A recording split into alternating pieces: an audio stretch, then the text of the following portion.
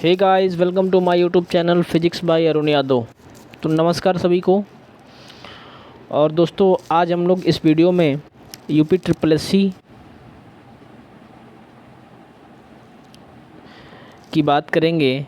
UP triple SC का जो notification है 2022 का, वो आउट हो चुका है। ठीक है, तो इस नोटिफिकेशन में क्या है, क्या नया जोड़ा गया है और इसका क्या सिलेबस रहेगा, इसको हम लोग इस वीडियो में डिस्कस करेंगे। ठीक है, तो चलिए स्टार्ट करते हैं हम लोग। तो उत्तर प्रदेश अधीनस्थ सेवा चयन आयोग लखनऊ विज्ञापन संख्या 04 परीक्षा 2022 प्रारंभिक अर्हता परीक्षा प्रिलिमिनरी एलिजिबिलिटी टेस्ट पेट 2022। इसका जो ऑनलाइन आवेदन है, ठीक है, वो शुल्क जमा करना प्रारंभ होगा कब? 28/6/2022 से हो चुका है। ठीक है, ऑनलाइन आवेदन शुल्क जमा या आवेदन सबमिट करने की जो अंतिम तिथि है इसकी, वो होगी 27/7/2022। 27 जुलाई 2022 तक इसका आप लोग फॉर्म भर सकेंगे। ठीक है, और शुल्क जो जमा करना है, इसकी आवेदन संशोधन की अंतिम तिथि जो है वो 3 अगस्त 2022 रखी गई है। ठीक है, अब इसमें आप लोग जल्दी से जल्दी अपना फॉर्म को सबमिट कर दें। 2022 का जो पेट का एग्ज़ाम होगा, उसकी जो ऑनलाइन जो आवेदन है वो 28 तारीख से शुरू हो चुकी है और कब तक होगी? 27/7/2022 तक। तो कृपया आप लास्ट डेट का इंतज़ार न करें, जल्दी से जल्दी अपने फॉर्म को क्या कर दें, फिलअप कर दें। ठीक है, अब आगे क्या कहा गया है कि जो ऑनलाइन आवेदन है, ऑनलाइन आवेदन अभ्यर्थियों को सूचित किया जाता है कि प्रारंभिक अर्हता परीक्षा 2022 और वेबसाइट इतना आवेदन किए जाने होंगे तथा कोई भी आवेदन ऑफलाइन स्वीकार नहीं होगा। ठीक है, तो सभी जो इसका फॉर्म होगा वो ऑनलाइन भरा जाएगा, ऑफलाइन कोई भी फॉर्म वो एक्सेप्ट नहीं किया जाएगा। ठीक, अब अगला पॉइंट कह रहा है कि द्वितीय परीक्षा प्रणाली प्रभावी होने के पश्चात उत्तर प्रदेश अधीनस्थ सेवा चयन आयोग की परिधि में आने वाले विभिन्न विभागों के नियंत्रणाधीन भिन्न भिन्न प्रकार के रिक्त पदों पर चयन हेतु इच्छुक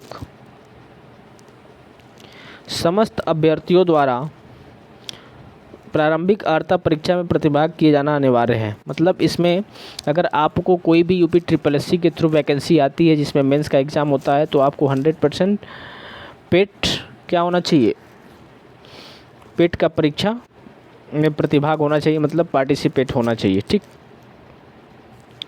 आगे क्या कर रहा है कि उल्लेखनीय है कि प्रारंभिक अर्हता परीक्षा 2021 का परिणाम दिनांक 28/10/2021 को घोषित किया गया था। जो 2021 का पेट का रिजल्ट था वो 28/10/2021 को क्या किया गया था, घोषित किया गया था, रिजल्ट आया था इसका, जो कि 1 वर्ष की अवधि अर्थात दिनांक 27/10/2022 तक क्या है, प्रभावी है।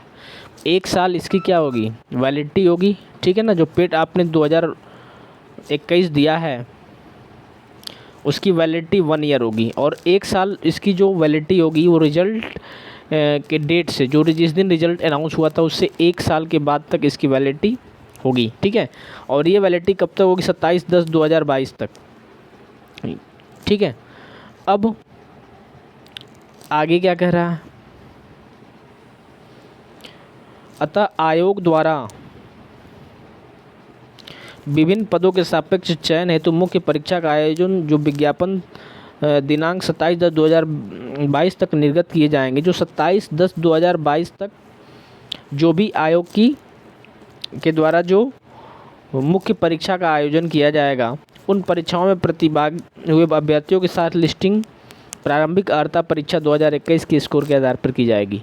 इसका मतलब हुआ कि अगर 27/10/2022 तक जो भी आयोग के द्वारा जो मुख्य परीक्षा का आयोजन किया जाएगा, उस परीक्षा में जो शॉर्ट लिस्टिंग होगी स्टूडेंट की, वो पेट जो आपने 2021 दिया है उसके आधार पर की जाएगी। ठीक है, जो पेट 2021 का आपने दिया है ये 27/10/2022 तक वैलिड है, और अगर इस डेट तक कोई भी मुख्य परीक्षा का आयोजन किया जाता है आयोग के द्वारा, तो इस परीक्षा में, मुख्य परीक्षा में जो स्टूडेंट की जो शॉर्ट लिस्टिंग होगी वो पेट 2021 के आधार पर की जाएगी, ठीक है। और इसके बाद अगर कोई भी मुख्य परीक्षा होती है तो वो उसकी जो शॉर्ट लिस्टिंग होगी स्टूडेंट की वो पेट 2022 के आधार पर की जाएगी, ठीक है। तो आगे क्या कह रहा है कि प्रारंभिक अर्हता परीक्षा 2021 के परिणाम की वैधता अवधि समाप्त होने के उपरांत मुख्य परीक्षाओं के आयोजन हेतु निर्गत किए गए विज्ञापन के सापेक्ष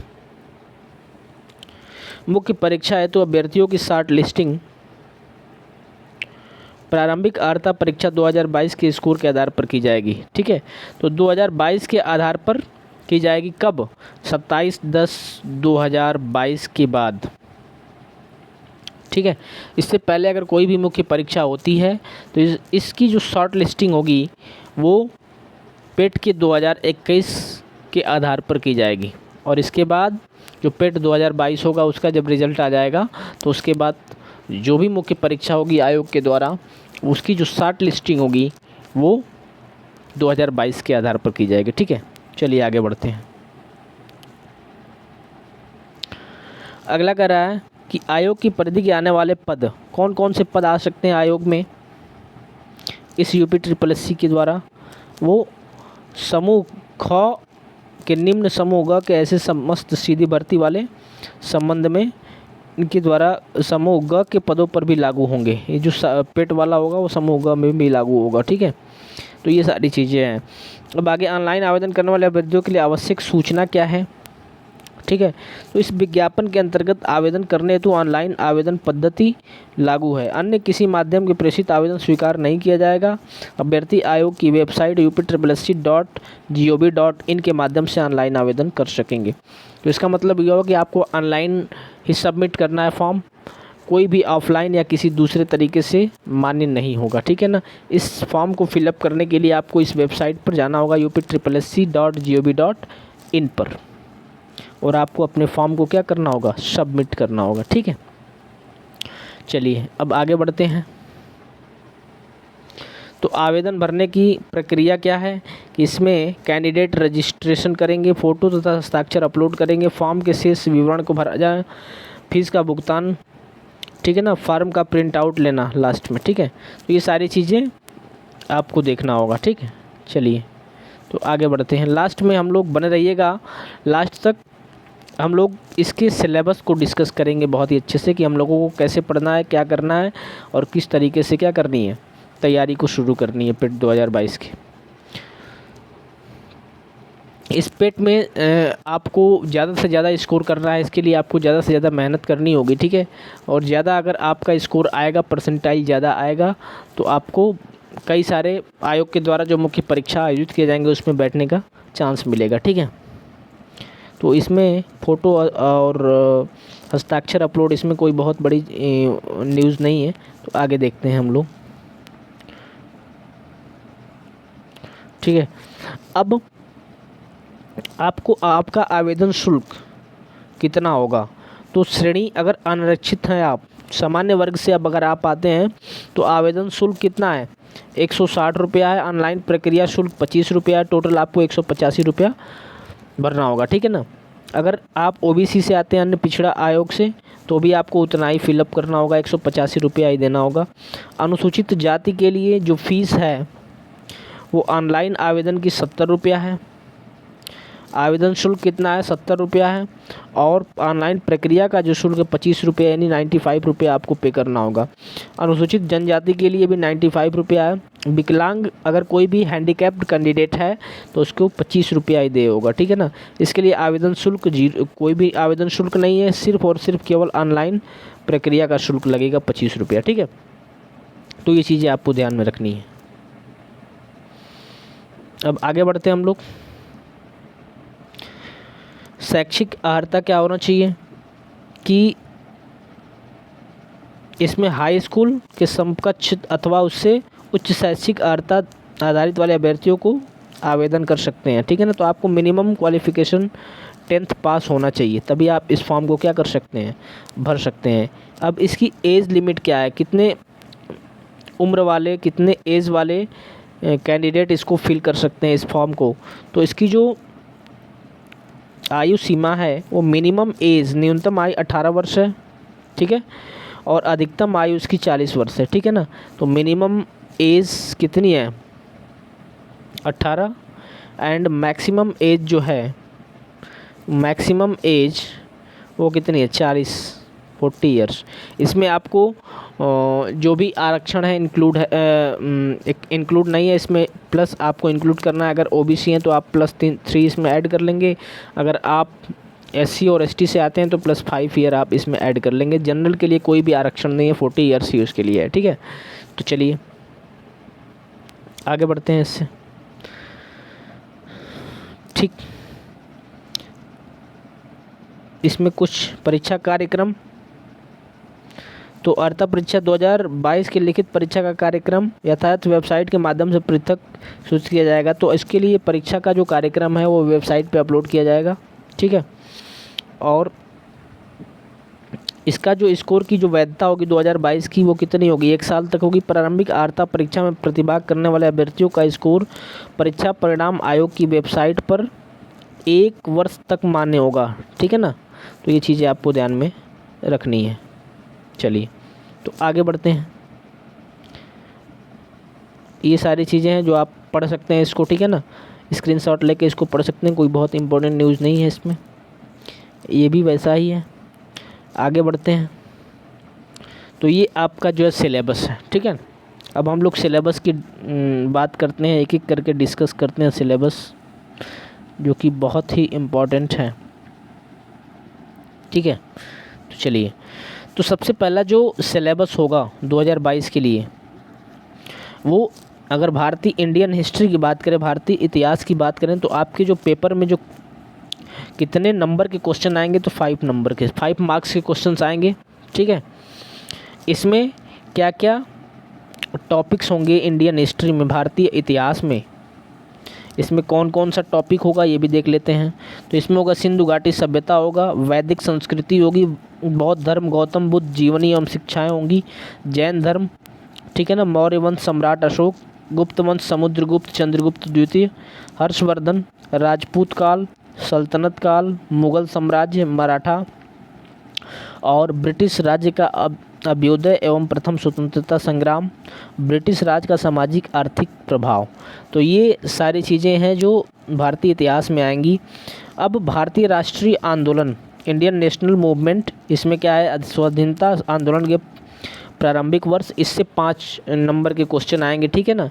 भारतीय राष्ट्रीय जो भी भारत में आंदोलन हुए हैं उससे 5 नंबर के क्वेश्चन आएंगे, और 5 नंबर के हिस्ट्री से जो आपको टॉपिक्स मैंने डिस्कस किया यहाँ पे उससे आएंगे। तो ये चीज़ें आपको ध्यान में रखनी है, और इसी के हिसाब से आपको क्या करनी है, अपनी तैयारी को बेहतरीन बनाना है, ठीक है। तो भारतीय राष्ट्रीय आंदोलन, ठीक, इससे 5 नंबर के आपके क्वेश्चंस आने वाले हैं। इसमें जो टॉपिक्स है वो स्वाधीनता आंदोलन के प्रारंभिक वर्ष, स्वदेशी तथा सविनय आंदोलन, महात्मा गांधी तथा अन्य नेताओं की भूमिका इसमें क्या थी, क्रांतिकारी आंदोलन तथा उग्र राष्ट्रवाद का उदय, विधायी संशोधन तथा ब्रिटिश इंडिया एक्ट 1935, भारत छोड़ो आंदोलन, आज़ाद हिंद फौज तथा नेताजी सुभाष चंद्र बोस। ये इतने टॉपिक हैं। इस टॉपिक को आपको बेहतरीन तरीके से तैयार करना है। इसी टॉपिक्स में केवल 1 2 3 4 5 टॉपिक से आपको 5 नंबर मिलेंगे, ठीक है ना। तो ये बहुत ही इंपॉर्टेंट होगा आपके लिए। आगे हम लोग देखते हैं। तो आगे का जो टॉपिक होगा वो होगा ज्योग्राफी, भूगोल। भूगोल भी 5 नंबर के आएंगे, ठीक है ना। ज्योग्राफी, भारत एवं विश्व का भूगोल, नदियों तथा नदियों की घाटी, भूजल संसाधन, पर्वत पहाड़ियाँ तथा हिमनद, मरुस्थल और शुष्क क्षेत्र, वन, खनिज संसाधन, भारत एवं विश्व का राजनीतिक भूगोल, जलवायु तथा मौसम, टाइम जोन। तो ये सारी चीज़ें हैं जिससे हमें क्या करेंगे, डिस्कस करना है। ज्योग्राफी के अंतर्गत जो 5 नंबर देंगे, तो आपका टोटल जो मार्क्स है वो थोड़ा सा परीक्षा का टाइम देख लेंगे, तो 2 घंटे का पेपर होगा आपका, 100 नंबर्स का पेपर होगा, ठीक है ना। और ये टॉपिक होंगे, तो ज्योग्राफी 5 नंबर का, हिस्ट्री 5 नंबर का, आपका भारतीय राष्ट्रीय आंदोलन जो हुआ था वो 5 नंबर का, 15 नंबर आपका हो गया। अब आगे देखते हैं इससे। अगला है भारतीय अर्थव्यवस्था, ठीक है। भारतीय अर्थव्यवस्था, इंडियन इकोनॉमी, इसमें क्या है, ये भी 5 नंबर का आएगा आपका। भारतीय अर्थव्यवस्था 1947 से लेकर 91 तक, योजना आयोग तथा पंचवर्षीय योजना, मिश्रित अर्थव्यवस्था, हरित क्रांति, दुग्ध विकास एवं ऑपरेशन फ्लड, बैंकों का राष्ट्रीयकरण तथा सुधार, वर्ष 1991 में आर्थिक सुधार तथा उसके बाद की अर्थव्यवस्था, वर्ष 2014 के पश्चात आर्थिक सुधार, कृषि ढांचागत सुधार, श्रम सुधार, आर्थिक सुधार, जीएसटी। तो ये टॉपिक्स हैं इंडियन इकोनॉमिक्स में जो भी आपको डिस्कस करना है, आपको तैयारी करनी है। ये 5 नंबर के आपके पेपर में क्वेश्चंस आएंगे, ठीक है। अब आगे जो है भारतीय संविधान, अगला आपका जो टॉपिक है, सिलेबस है, वो भारतीय संविधान एवं लोक प्रशासन, Indian constitution and public administrative, ये भी 5 नंबर का क्वेश्चन आएगा आपका। भारतीय संविधान की मुख्य विशेषताएं, भारतीय संविधान से ही क्या आएंगे, भारतीय संविधान की मुख्य विशेषताएं टॉपिक है। राज्य के नीति निर्देशक डीपीएसपी, मौलिक अधिकार एवं कर्तव्य, संसदीय प्रणाली एवं केंद्र शासित प्रदेश, केंद्र राज्य का संबंध कैसा है, न्यायिक ढांचा, सर्वोच्च न्यायालय तथा उच्च न्यायालय, जिला प्रशासन, स्थानीय निकाय तथा पंचायती राज संस्थाएं। तो ये टॉपिक्स है इंडियन पॉलिटी से जो आपके 5 नंबर के क्वेश्चंस पूछे जाएंगे, ठीक है। अगला है जनरल साइंस, सिलेबस काफ़ी लंबा है, ठीक है ना, और इसको आपको बहुत ही बेहतरीन तरीके से तैयारी शुरू कर देंगे अभी से, आप बिल्कुल भी आप वेट नहीं करेंगे, ठीक है। और हमारे चैनल को ज़्यादा से ज़्यादा शेयर करें, इस वीडियो को इतना ज़्यादा शेयर करें ताकि सभी स्टूडेंट्स जो भी पेट 2022 की तैयारी कर रहे हैं और पेट 2022 का एग्ज़ाम देने वाले हैं, उन सभी तक पहुंच जाए और उनको सिलेबस का जो है अच्छे से ज्ञान हो सके और इसके आधार पे वो अपनी तैयारी को क्या करें, शुरू करें, ठीक है ना। तो ये अगला है जनरल साइंस, सामान्य विज्ञान, जो 5 नंबर का पूछा जाएगा। इसमें कौन कौन से टॉपिक पूछे जाएंगे आपसे, उसको हम लोग डिस्कस करते हैं, ठीक है। तो सामान्य जनरल साइंस में क्या है, प्रारंभिक भौतिक विज्ञान है, रसायन विज्ञान है और जीव विज्ञान है, ये 3 टॉपिक्स हैं। इन 3 टॉपिक्स 3 सब्जेक्ट हैं ये। इन सब्जेक्ट के टॉपिक्स को डिस्कस नहीं किया है, इसका मतलब आपको इनमें पूरा पढ़ना होगा, ठीक है ना। पूरी फिजिक्स को आपको, जो भी 10th स्टैंडर्ड तक फिजिक्स है, केमिस्ट्री है और बायोलॉजी है, इन सभी को क्या करना होगा, डिटेल में डिस्कस करना होगा, क्योंकि इसमें कोई भी टॉपिक मेंशन नहीं किया है, इसलिए आपको पूरा पढ़ना होगा, ठीक है। 5 नंबर का है ये। आगे प्रारंभिक अंक गणित, एलिमेंट्री अर्थमेटिक्स या मैथमेटिक्स की बात करेंगे, ये भी 5 नंबर का आएगा। इसमें पूर्ण संख्या, भिन्न तथा दशमलव, प्रतिशत, साधारण अंक गणित समीकरण, वर्ग एवं वर्गमूल, घातांक एवं घात, औसत, एवरेज, ठीक है।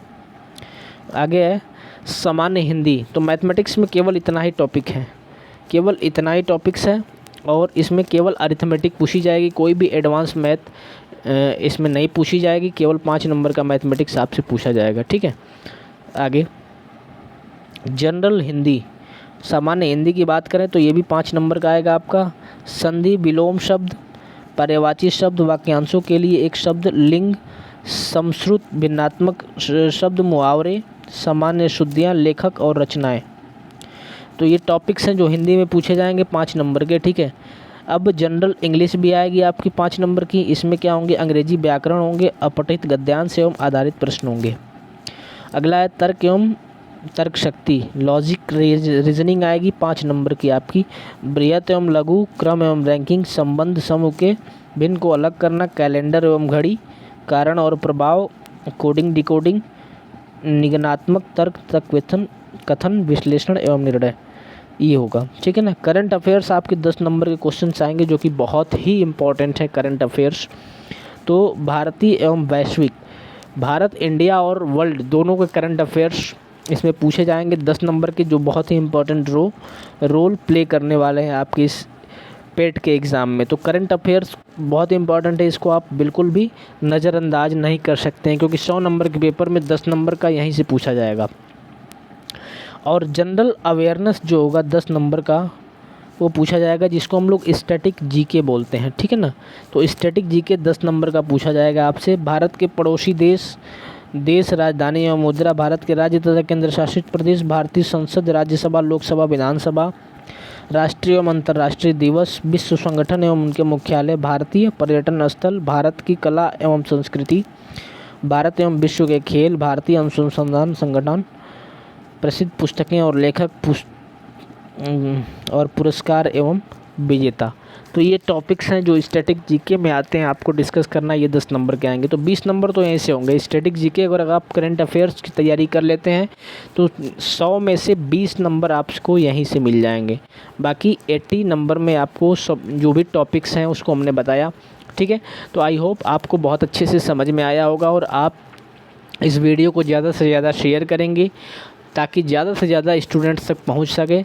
जो भी पेट 2022 के एग्ज़ाम में क्या होने वाले हैं, बैठने वाले हैं, उनको ज़्यादा से ज़्यादा फ़ायदा हो सके और उनको एक बेहतरीन सिलेबस समझ में आए, सिलेबस को जानें और इस सिलेबस के अकॉर्डिंग अपनी तैयारी को बूस्टअप करें, ठीक है ना।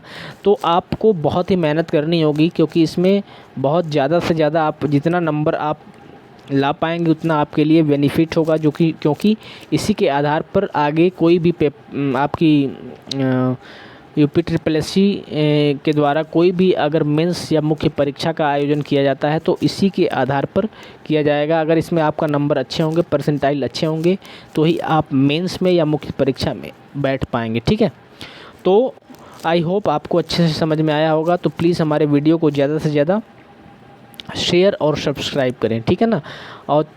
और बेल आइकन को भी प्रेस कर दें जिससे हमारे सारे नोटिफिकेशंस आपके लिए पास पहुंच जाए, ठीक है। तो ऐसे ही जानकारी के लिए हमारी वीडियो को सब्सक्राइब करें, हमारे चैनल को सब्सक्राइब करें और वीडियो को शेयर करें, ठीक है ना। तो मिलते हैं हम लोग अगली वीडियो में, तब तक के लिए अपना ध्यान रखेंगे और पढ़ाई करते रहेंगे। धन्यवाद।